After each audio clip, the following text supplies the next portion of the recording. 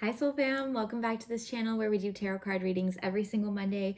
My name is Frances. I am a Reiki master healer, a tarot card reader, and a tarot card deck creator, as well as a spiritual channel and spiritual mentor.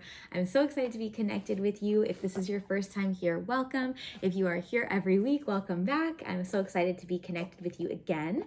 As always, we are working with the Four Noble Tarot deck, which comes with a guidebook and also this drawer style box. As you can see here, I created this deck a little over, oh my goodness, a year and a half ago now, and I love it so much. I'm very proud of it, and the feedback that I've received from those of you who have used it is just like literally makes my world just shine so much brighter. Spirit asked me to create this deck many years ago, and they were asking me to create something that was beautiful and that felt very light, but that also was for people who were anywhere in their tarot card reading journey, be it, people who have had a practice for years and years, professional tarot card readers, and also those who are brand new. This imagery, which you'll see in a minute, I can show you a little bit here. It's very beautifully and minimally designed. It is all hand drawn by Haley of Old Soul Studio, but we wanted something, we meaning me and Spirit, that you could look at the images and receive your own messages in addition to what comes in the guidebook, but you could receive messages for yourself from the imagery as well. There's a lot of very beautiful decks out there, but they're just so minimal in their artwork that it makes it really hard to receive any additional information or messages or guidance from the imagery. And so again, we wanted to create something that was very beautiful, very minimally designed, but also so descriptive in the imagery itself that you could receive from it in your own way, in addition to what comes through in the guidebook. So anyways, this was a tangent. I don't know, I feel like I haven't spoken about the deck in detail in a while, and I felt called to do that today. So if you are interested in purchasing this for yourself, again, it comes with the 78 cards, the guidebook that fits inside the box, and you get a bonus when you purchase it, which is my Intro to Tarot online course. So you learn how to read tarot cards, how I read tarot cards, which is again based on the guidebook and the descriptions of the cards, but also intuitively as well. Okay, enough about what the deck is. Let's start working with the deck. Feel free to close your eyes and join me here, working in the light and the highest. Ooh, for everyone here, I don't know if you saw that, but they flipped upside down. So I'm going to pull out the cards that flipped. Is that all of them? Yeah. Okay. Working in the light and the highest for everyone here's greatest good and deepest understanding at this time. Keeping my energy on, cleansed and protected, and theirs as well. Welcoming in my team and each and every person who is here watching, welcoming in their team. All right. Let's begin. What do we need to know this week? We just moved through our eclipse season. We're in Mercury retrograde, so there's a lot still moving.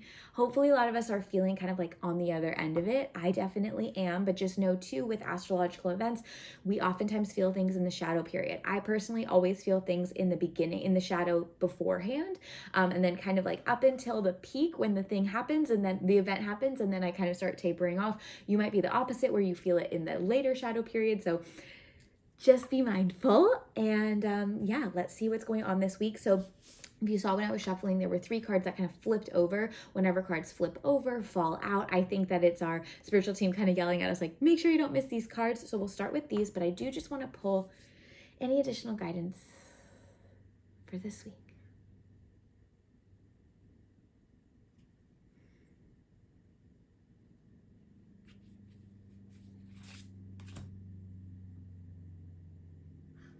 Okay, so 2 additional cards. They were showing me this very specific flower. Oh my gosh, what do we call it in America? My parents are South African, so I have a lot of dual, it's like if you grow up in England or something like a aubergine, right, is an eggplant. Like we have different names for the same things. Frangipani. What do we call that in America? It's the flowers that grow in Hawaii or tropical climates, like those really beautiful, very symmetrical flowers. Oh my gosh, what are they called? plumeria plants. I was seeing a lot of plumerias. What's so beautiful about plumerias is that, this is a message coming through. I'm just going to close my eyes so I don't get distracted. Channel is open. So you can take plumeria branches and cut them off and root them, and they will grow into plumeria trees. That's one thing. So kind of this idea of propagation. Where can we propagate in our lives? Not seeing endings as endings, but rather as new beginnings, right? How can we plant and nurture what we have cut off? Like in a new way, letting it be reborn in a new way. I'm also seeing the flower petals kind of breaking off, but plumerias are they smell so fragrant and so beautiful. They're also showing jasmine, right? So kind of like the sweetness of what is natural. They're saying the sweetness of what is natural. So kind of like the magic in the mundane, focusing on that this week. And then they're also talking about, again, those petals falling off. They're saying, again, this is the natural way. So endings are natural, things changing is natural, but also the sweetness in the ending, right? So that petal that falls off, we can still smell that as that beautiful sweetness, right? And so it's not so much like holding on to things that are supposed to be ending, right? Like planting things that are supposed to have died. No, it's more about like taking what is sweet. And it's almost like when we cut those branches off to replant them, we take the really good ones, right? We're like, okay, let's cut this off and we put this here so that we can grow more. So to summarize this, they're a little bit fragmented. There's a few messages coming through. Magic in the mundane, finding sweetness in the endings, gratitude for the endings, right? Like when we pick the flower, we get to enjoy that flower. We give gratitude for the plant for giving us the flower, something that we know is going to die because it is no longer rooted. It is no longer attached to, its life force, but we still can give gratitude for that. So, gratitude and sweetness in the endings. And then also, what do we want to propagate? What can we take the best of from this thing that maybe is ending that we want to remove, restructure, and then allow to be reborn? All right. Okay, so if you aren't taking notes, you may like to do so, because sometimes they give messages like that are pretty fast, and so I always think it's nice to be able to go back and look at notes. But let's start now with these 3 cards that came out that flipped upside down when we were shuffling. So we have, 5 of Swords, 8 of Swords, okay, and then Queen of Wands. So we are still a little bit in the unknown. Things haven't quite settled yet for a lot of us. And it's feeling a little ungrounded, maybe even like we're grasping at straws. We're trying to find things. We're trying to make it right. We're trying to fight for it. You might even have some conflict in the energy this week with your, romantic partner, friendships, coworkers inside. There might be some things that you're just like, I can't figure this out. Like, and also things that are coming up are like, there is no right answer. This kind of just sucks. Like, it just kind of is what it is. There's no right, there's no wrong. It's just like, this kind of sucks right now. And I don't know what the right thing is to do. I don't know how to move through this, right? This could again be within relationships, or this could be in other areas of life as well. Career, making decisions for your future, not really knowing what is right. I'm going to show you the cards now. We have 5 of Swords. This is the card often of like power plays, right? And arguments, right? Trying to find out the right way to do things. What do I fight for? Where do I step back? And really feeling a little uncertain in that this week. The 8 of Swords is saying we don't really know the path forward. It doesn't feel like there is a path forward. It doesn't feel like there is a right path. So what is my way out of this? Because like, I feel like if I fight for this, well, then maybe I'm abandoning this, but I can't just throw my hands up because isn't it worth fighting for? And I don't really even know what I'm fighting for, but I feel like I want something and I'm trying to like get this energy moving and things going forward, but then like, for what? It feels very like an upheaval of the heart and like an upheaval of the mind. Your guidance through this uncertainty, unknown, ungroundedness is to go slowly from a place of authority and what you know to be true through the intuition. The Queen of Wands. This is the mystic, magical queen. She is connected to spirit. She is connected to her intuition. She is connected to her highest self. She is in her sovereignty so deeply that she might experience the upheaval that they were just talking about, but she doesn't get caught up in it. She knows, hey, that's just my brain, right? That's just my brain doing what it's supposed to do, trying to keep me safe, trying to, find the path. Because not having a path feels very unsettling, feels unsafe. If I don't know where I'm going, then, oh my God, am I lost? Right? She knows, hey, that's just my brain doing its job. But I, as a soul, as an intuitive person, I have the power here. And I decide from a highest self place what is right for me, what is next for me. And maybe that's nothing right now. Maybe that's being still amidst the things that are still settling. Or maybe it's, I know what is so important to me. I know what my values are. They are worth fighting for. Or maybe it's, you know what, I can see that things are a little messy over there. I don't really want to engage in that. I'm good. I'm going to just let that settle down. I'm going to stay in my power and my energy over here. And then I will re-enter when the time is right. So Queen of Wands energy, and really your action step with this set of 3 cards is, who is my highest self? Who am I when I am in my sovereignty, in my power, in my intuitive strength?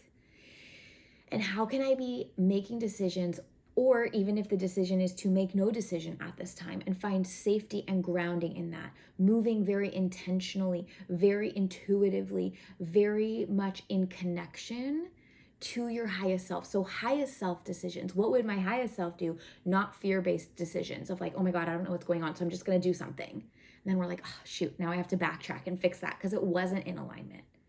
So a few things here. Number 1, permission to do nothing. Number 2, permission to fight for or put effort towards what is really valuable, or rather, yes, valuable, because that word came out, but also what is of value to you, what you really believe in and know you want to put your voice behind and your energy behind. And number 3, not making those fear-based decisions of the brain, but rather moving slowly and intentionally to make the decisions that you know are right for you. And if it is not clear right now, if you're in that 8 of Swords energy of, I don't know what's right for me, knowing, hey, I can do nothing. Maybe the most powerful, most respectful thing I can do for myself, to the way I can show myself I trust my highest self the most, is actually to do nothing, because I know I am safe. Might be uncomfortable, but I'm good. Yeah. So thinking about that, who is my highest self this week? And how can I make highest self decisions instead of fear-based decisions? If there's one takeaway from all of that, it's this, okay? Highest self decisions, not fear-based decisions. Okay. Then we have another card here, 9 of Swords. So really speaking to your brain this week, everything's okay. All right. 9 of Swords, it's all okay. I know it feels like it's not. I know it feels like there's a lot of worry, a lot of stress, a lot of uncertainty. What do I do? Finances are tight. Where do I go? What's the right thing? Busy, busy, busy. Right? Grand scheme, zoomed out lens, big picture, it's all okay. Might not feel like that, right? 5 of Swords says it might not feel like that. 8 of Swords is like, oh my God, where do I go? What do I do? But it's all okay. And what's beautiful about this, right? We have this progression. So we have the 5 of Swords, and then it moves to the 8 of Swords. And we're at the 9 of Swords. That's like, oh my gosh, oh my gosh. In tarot, 10s are completion. The card after 9 of Swords is the 10 of Swords, which is literally in this deck, a woman sitting on a gravestone. And it's this card of death and rebirth, what they were saying before with that plumeria. So don't worry about it. Things are changing. Things might feel uncertain. And that's good. It's all good. It is all working out for you. So do the best that you can to not worry, because things are okay. It might not feel okay. And where you do need to take action, please take action. But where you don't need to take action, be still. Everything is okay. All right. And then our last card here, 2 of Wands. Beautiful. So 2 of Wands. What do you want? Where do you want to go? What is the path forward? This card is asking you to identify big picture what you want. Yeah. 8 of Swords is highlighting for you, like, I don't know, things feel weird. But then 2 of Wands is like, hey, calm down. It's okay. It's all good, right? 9 of Swords, it's fine.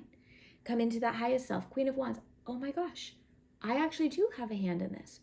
I do have control. So what do I want? What do I want? I hear baby crying, so I'm going to go check on her. I have a monitor here. She's all right. So I want to wrap up here. But 2 of Wands is, again, it's this card of identifying where you're going. You don't need to know how you're going to get there yet. So again, if you're feeling 8 of Swords, like, but what do I do? What do I do? The how is not important. It is the what. Okay, so this week, to the best of your ability, don't worry about it. It's all good. You are intuitive. You are wise. You are powerful.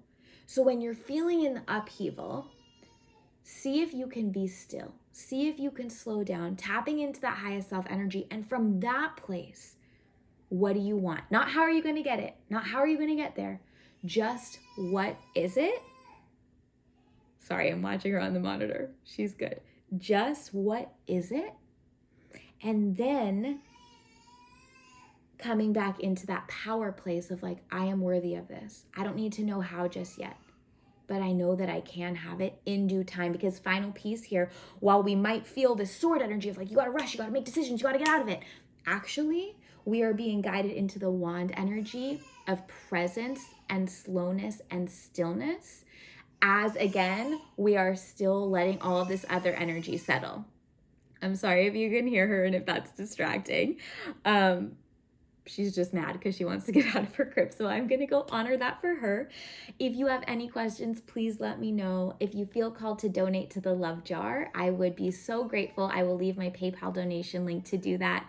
I'm sending so much love. Please go ahead and like this video if you received something from it. And don't forget to subscribe to this channel or share with a friend if you feel that they would receive something from it. I encourage you this week, go with slowness, with stillness, in your highest self energy. Don't worry about the how. Everything's all good. And I'm sending so much love and light to you. I will see you again next Monday.